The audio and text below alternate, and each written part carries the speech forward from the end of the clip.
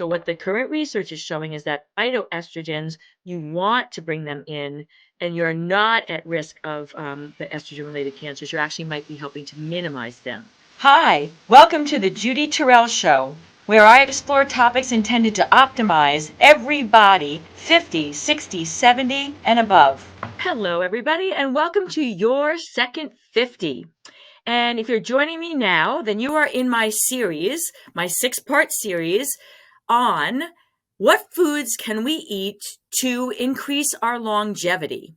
And this is such a exciting topic for me because there's a ton of really exciting research being done on this right now because for the first time in human history, we are really living longer than ever before for a variety of reasons. But, the average life expectancy for women in the United States of America right now is in the early 80s. And, most of my clients that have parents still alive, their parents are in their 90s and in their centurions and older. And so, we're going to continue to keep living and aging and extending that life expectancy. And so this series is about how to enhance that longevity. But, those of us like myself, I'm planning to live to be 120 years old, but I want to live 120 years old in a very vitalized body that I am enjoying living in, body and mind. So it's not just longevity that I'm after with this series, but quality of life in that longevity. And as you know, I'm focusing all my work on clients and viewers, like for this video series, who are 50 plus, the second 50. And so I'm 60 myself, as I have said many times in videos. And, I want to keep that longevity going as well myself. So that's exciting. But, if I'm going to live long, I want a lot of friends in my peer group with me. So I have a vested interest in having you live long as well. Live long and with quality. All right. So now this is series number 11 in my podcast series. And it is episode number 3 in the series on longevity and what can you eat now, 50, 60, 70, 80 and beyond, so that you're, every day investing in that high quality longevity. And today, my subject of choice, what food group I'm going to focus on is, drum roll, beans, legumes. So what does that mean in layman's terms? We're talking about kidney beans, navy beans, white beans, chickpeas, soybeans. Peanuts fall into the legume family. They're not really a nut, even though nut is in their name. So, these are very common. Everybody knows what a bean is. They are not expensive. You can live on beans, canned beans, or buy, dehydrated ones that you're going to soak in water and then cook yourself. Doesn't matter what form that you are getting them. Beans in general is what I'm highlighting now because it is one of the top, if maybe not the top, food for longevity. And why I say that is because those of you who are familiar with the blue zones, Dan Buettner is a researcher. He has researched all around the globe, and there's about 5 locations, I believe there's 5 right now, that he's discovered where people live well beyond 100, and it's a larger frequency of people living above 100 than in other areas of the world. And so researchers like Dan and other, scientists and researchers have, invaded these spots, and they've studied, and they've come up with a variety of reasons, theories, of course, as to why these particular groups and areas of the world live longer. But why I'm bringing them up in this episode in particular is that every single one of these areas of the world, and they're all over the place. One of them is in the United States of America, Lorna Linda, which is in California. It's a Seventh-day Adventist community. One of them is in Greece. One of them is off the coast of Italy. One of them is off the coast of Japan. One of them is off the coast of Costa Rica. So all these 5 areas, every single one of them has beans as one of their staples in their daily eating plans. The recommended amount that the researchers have said for us to consume, and this is what I'm going to tell you, I'm going to remind you at the end when I cover why we want to eat them, why they think the beans are so good. But The recommended amount is to have 1 cup, the equivalent of 1 cup of beans per day, which is very easy to do. And I'm going to talk about that towards the end of this episode. But what is it about beans that makes these such a superfood for longevity? Well, number one is they are high in natural fiber. GI distress and a variety of IBS type symptoms for my over 50 crowd and my one-on-one people that I work with is like epidemic. And one of the main reasons for an IBS is fiber. Fiber feeds the microbiome in your colon or doesn't. And if you're bringing in the right type of fiber and you're feeding that microbiome, then your immunity is enhanced. Your mental health is linked to the colon microbiota. Just your overall energy and well-being, not to mention digestive health. But fiber is what feeds the good guys that live in there and it helps them to kind of keep the bad guys, which need to be in there also, the yeast, the molds, the fungi and all that, in check. But if you're not getting enough fiber or the right types of fiber, then you get like an overgrowth of the bad ones. The other ones, the good ones are there, but they're not the right ratios. And so that can lead to a variety of problems, of which I just mentioned. So if you're eating fiber, that's one of your number one, defense mechanisms for keeping your colon healthy, which is related very strongly to longevity. So the beans are high in fiber. All right. Beans are also very high in folate, which is one of the B vitamins. And the B vitamins are related to energy consumption in our body.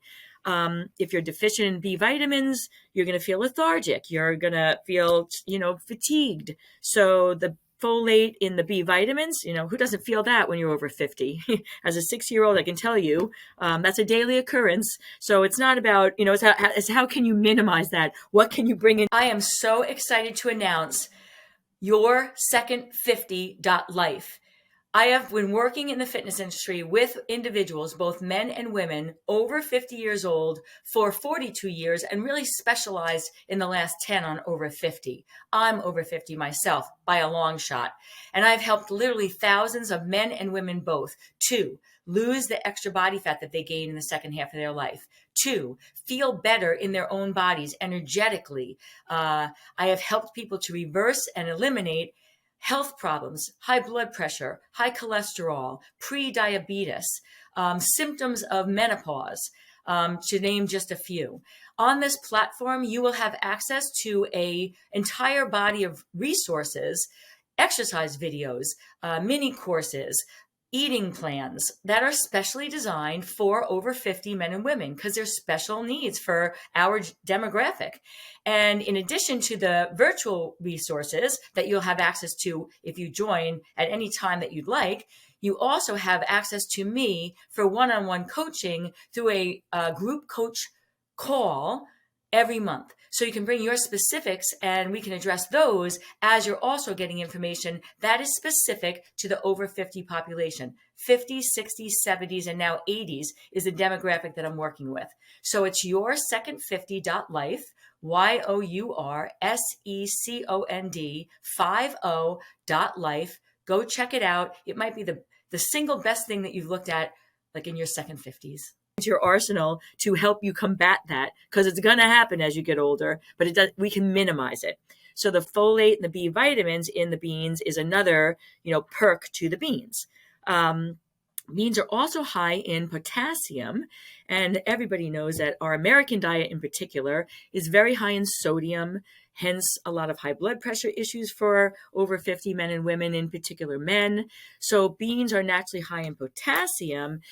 Potassium, it has to be at a certain ratio to sodium in our bodies. And so if we're taking in too much sodium, or even if we're not, we need a certain amount of potassium, which many of us are not getting. So being high in potassium is going to help with nervous conduction, heart rhythm, because that's what the sodium-potassium pump in our body is responsible for. So high in potassium.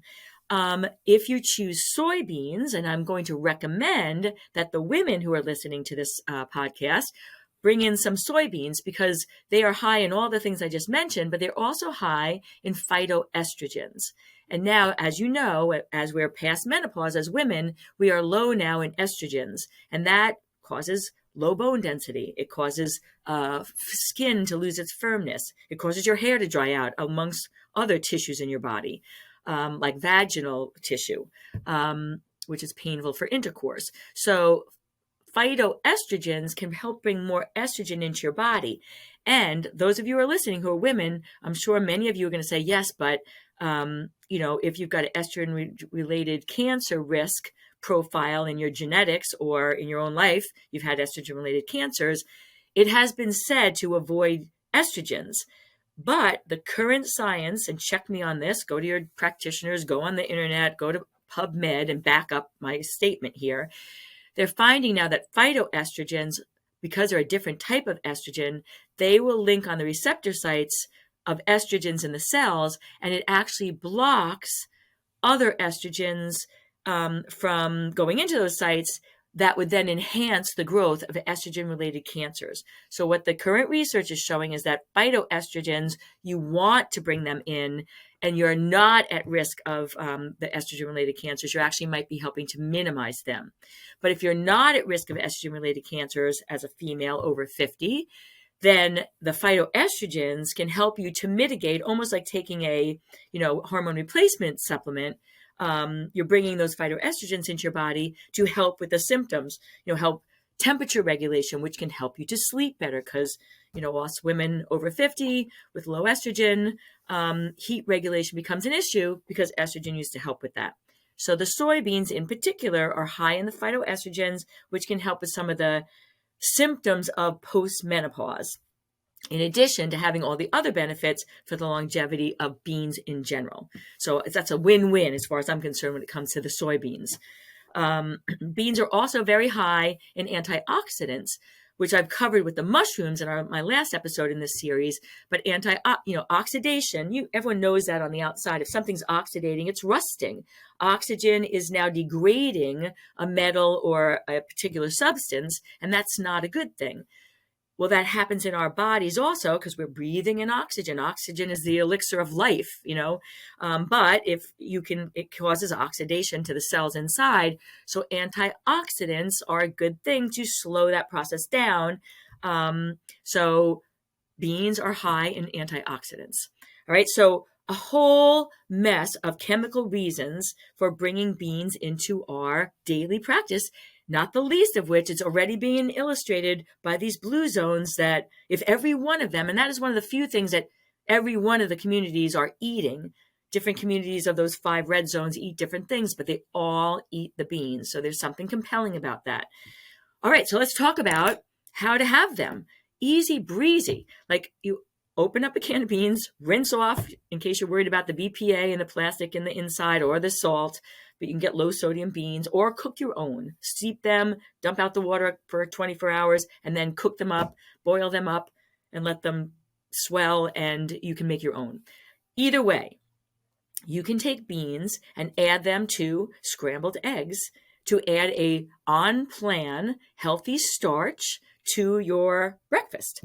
You can have them with some chili powder, some cumin, a little bit of salt and pepper, and have them as a side to eggs with a breakfast instead of hash browns or potatoes or a white flour bagel or English muffin. Whole food, starchy carb, these beans are, and they go with a protein, and then the fat that you'd be cooking, olive oil or avocado oil or some sliced avocado on top of the eggs. So beans are an easy add to breakfast. Beans are an easy add to a lunch. If you're in a warmer climate and you're having salad for lunch, you put your protein on top. Now you have all your greens and all your colorful vegetables and maybe a little bit of fruit that you're adding in there. And then add a little bit of starch, take a half a cup of beans, and then just put that into the mix of the salad. That is your starchy vegetable component. And then you put a dressing on for the fat, or like I said, you can add some avocado to that or some healthy nuts within reason for a portion. But that's your way of getting it into a lunch. And then beans in a chili or as a side dish for dinner mixed with other vegetables. Beans are added with, could add to like some sort of a protein that you're sauteing and then put into a taco shell to make a Tex-Mex kind of thing with some avocado on there. You can take chickpeas, which are also very high in calcium for those women who are needing to get natural sources of calcium because estrogen-related bone decrease. Take the beans, put them on a cookie sheet, sprinkle some cumin, some chili powder, a little bit of salt and pepper, spray with a little bit of olive oil or avocado oil, and then under the broiler they go, let them dry out, and now you have a low calorie density, high whole food snack, crunchy snack that you can have as a snack now, your beans, right? So an endless number of ways to get these beans in. And now going back to what I said at the beginning, what's the recommended amount is the equivalent of about 1 cup of beans a day. And if you have a half a cup 2 times a day in the ways I just described, or 1 cup as one of those meals, it's very easy to do that. All right. So there is your third episode, 3 things now that we can ingest on a regular daily basis. And beans being my third one that I'm highlighting in this episode. All right, everybody, stay tuned for number 4 coming up.